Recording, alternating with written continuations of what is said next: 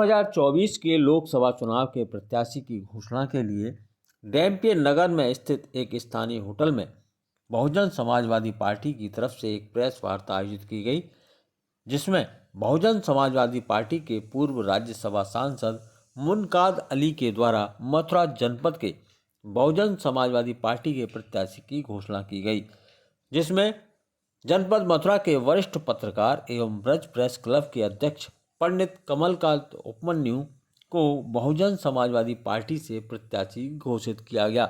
इस दौरान बहुजन समाजवादी पार्टी के पूर्व राज्यसभा सांसद मुनकाद अली, पूर्व राज्य मंत्री गोरेलाल, कोऑर्डिनेटर लक्ष्मण सिंह मथुरा, जनपद के बहुजन समाजवादी पार्टी के जिला अध्यक्ष गोवर्धन सिंह, शाहिद, बहुजन समाजवादी पार्टी के तमाम पदाधिकारी एवं कार्यकर्ता मौजूद रहे, जिन्होंने प्रत्याशी पंडित कमलकांत उपमन्यु का माला एवं पटुका पहनाकर जोरदार स्वागत किया गया।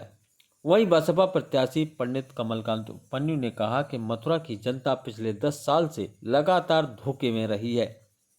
बाहरी प्रत्याशी के द्वारा मथुरा की जनता क्या समस्या समाधान नहीं हुआ है। उन्होंने कहा कि मथुरा की जनता को अब अपने ही बीच का प्रत्याशी की जरूरत है। उन्होंने कहा कि मथुरा जनपद की जनता को बहुजन समाजवादी पार्टी का बहुमत मिला तो वह मथुरा की हर एक समस्या का समाधान करेंगे। मथुरा में हो रही बंदरों की समस्या का भी समाधान होगा। इस दौरान कमलकांत उपमन्यु एवं मुनकाद अली ने जानकारी देते हुए बताया। सब लोग, सारी पार्टियां अपने अपने प्रत्याशियों की घोषणा कर रहे हैं, क्योंकि यहाँ पर 26 अप्रैल को चुनाव होना है।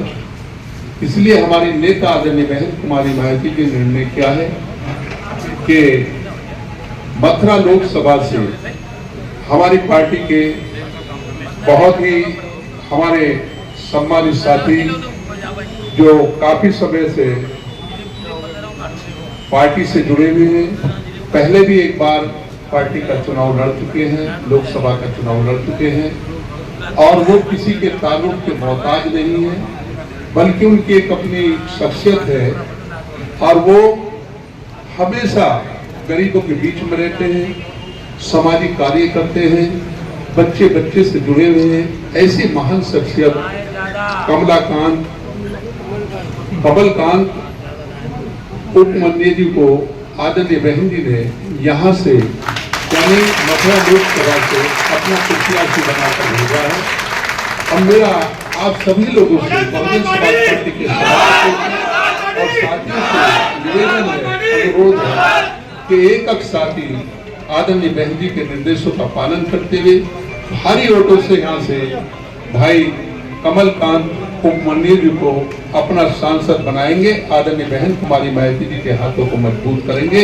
ऐसी कामना करते हुए मैं आप सब लोगों का बहुत बहुत शुक्रिया अदा करते हुए अपनी बात को खत्म करता हूँ। जय भीम, जय भारत। मैं सबसे पहले ब्रजवासियों को प्रणाम करता हूँ उनके चरणों में, और मेरी हैसियत नहीं है, वो 10 साल से जो सांसद है हमारी, उनके आर्थिक स्थिति में मैं बाल के बराबर नहीं हूँ, लेकिन बहन कुमारी मायावती जी ने मेरे पर भरोसा 25 साल पहले 99 में जब अटल जी की रिपोर्ट से सरकार की थी, जब मुझे लड़ाया था तो कुछ ही 1000 वोटों से रह गया था, मैं लाखों में नहीं हारा था।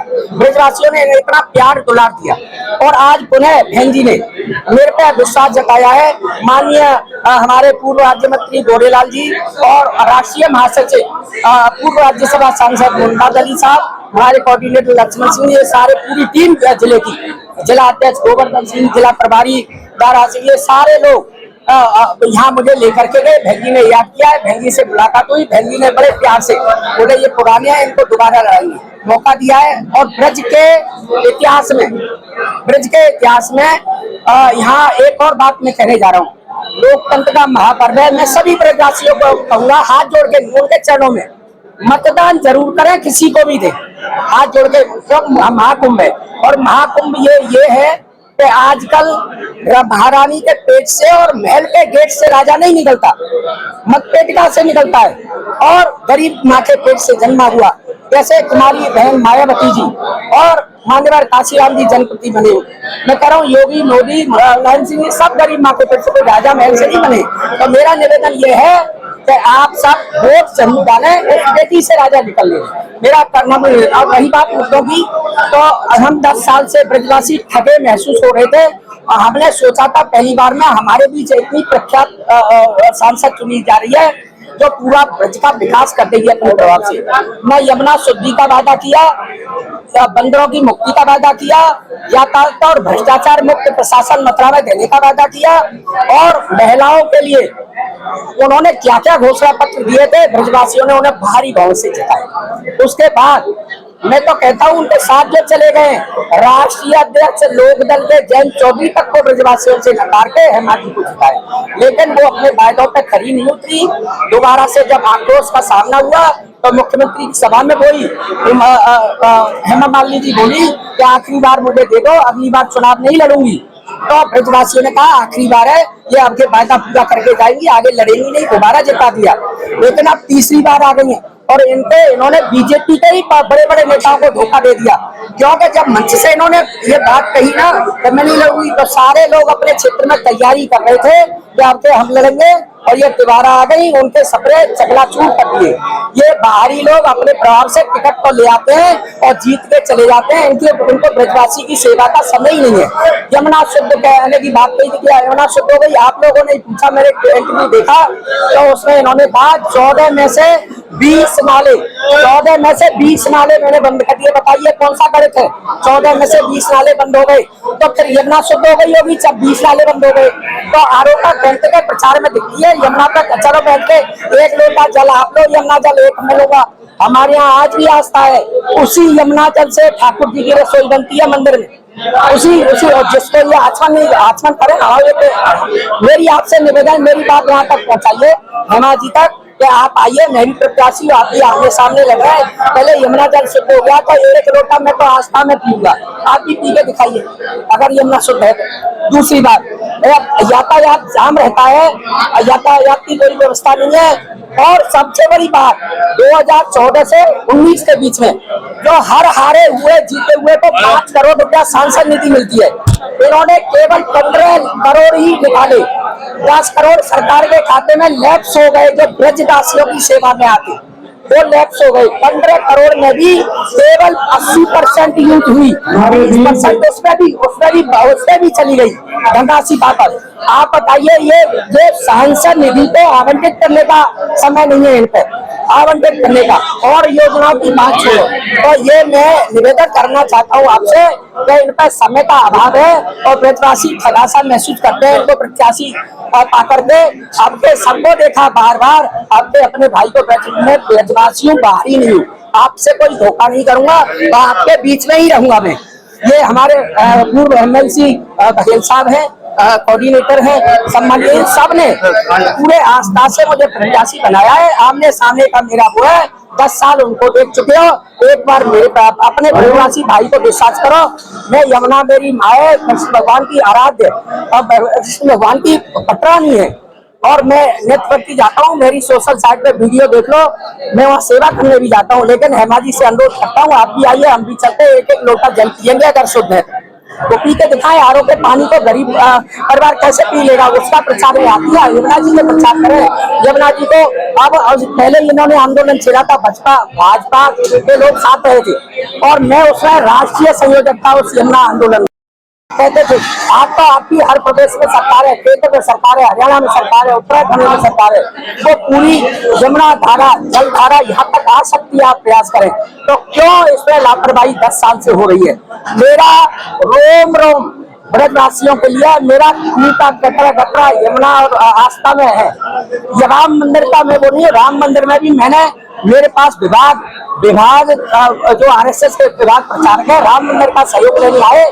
मेरे ही घर पे गुरसिंह सभा के अध्यक्ष मले परोड़ा, ईदगाह के अध्यक्ष प्रोफेसर जैद हसन साहब और कृष्ण जन्मभूमि ट्रस्ट के गोपेश्वर नाथ चतुर्वेदी मेरे घर पे आकर के मैंने 1,31,000 नंबर 1 में पैसा दिया, बाद बाकी उन्हें सहयोग किया सब लोगों ने राम मंदिर के लिए।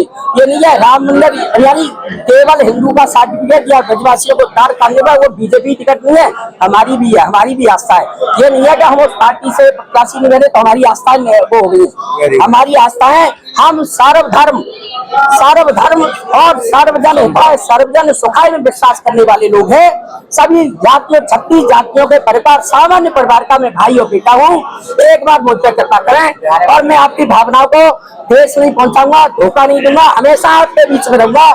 मैं आपसे प्रार्थना करता हूँ सबको देखा बार बार एक बार भी। किसानों और गरीबों के लिए क्या योजनाएं आपकी? बड़ा इलाका है जो सुनिए, अब आ गए चुनाव और बोई फसल का दौर है। हेमा जी खेत में जाएंगी और बाल काटते फोटो खिंचाएंगी, किसानों की कभी सुख दुख में नहीं आएंगी। आपने देखा होगा 11 मर गए आतिशबाजी मेले में, वहाँ आज तक सांत्वना देने नहीं गई है। माननीय मेरी से जिले की सांसद सांत्वना देने आज तक 11 लोग मरे और वो भी आतिशबाजी का मेला प्रशासन ने लगवाया था। कोई अपने घर से आतिशबाजी नहीं चला रहे थे। इसकी लापरवाही में आज तक कोई कार्रवाई नहीं हुई। सांसद महोदय वहाँ संवेदना व्यक्त करने नहीं हुई, तो इससे ज्यादा धोखा और क्या हो सकता है। मैं किसानों के और गरीब परिवार एक सामान्य परिवार का बेटा हूँ। मैं इन समस्याओं को ब्रज में क्या क्या समस्याएं अच्छी तरह से जानता हूँ। बंदरों के लिए जैसे बकरी अनुसंधान का, जैसे भालू का हुआ, वो सब तरह से ऐसे कराऊंगा। और मैं आपके बीच हूँ, आप एक बार मौका चाहता हूँ। और जैसा प्रशासन आप सबको मालूम है, जैसा प्रशासन बहन कुमारी मायावती जी ने चलाया, आप बताओ आप करते काम करते। आज किसी नेता के, इनके नेता की कोई वैल्यू नहीं है। अधिकारी अपनी मनमानी करते हैं, उस पर अंकुश लगेगा। और मैं आपसे विश्वास दिलाता हूँ सरकार कॉरिडोर और तमाम वादे लेकर के हमने वादे लेकर के मैदान में है, इसको किस तरह से देखते हैं? क्योंकि वृंदावन में भी कॉरिडोर को लेकर के तैयारियां हैं और लुभावने वादे हैं। भैया मेरी एक बात समझ लो, ये सांसद महोदय को हर एक को जो हारे जीते 25 करोड़ मिलते हैं एक टर्म में, एक साल में 5 करोड़। इसलिए 2014 सरकारी डाटा बता रहा हूँ मैं कोई आरोप नहीं लगा रहा, सरकारी डाटा देख लो सब पत्रकारों, उसमें 25 करोड़ में से 14 और 19 के बीच में 15 करोड़ निकाले, 10 करोड़ सरकार के खाते में वापस चले गए। इन पर समय नहीं है उसको लगाने का।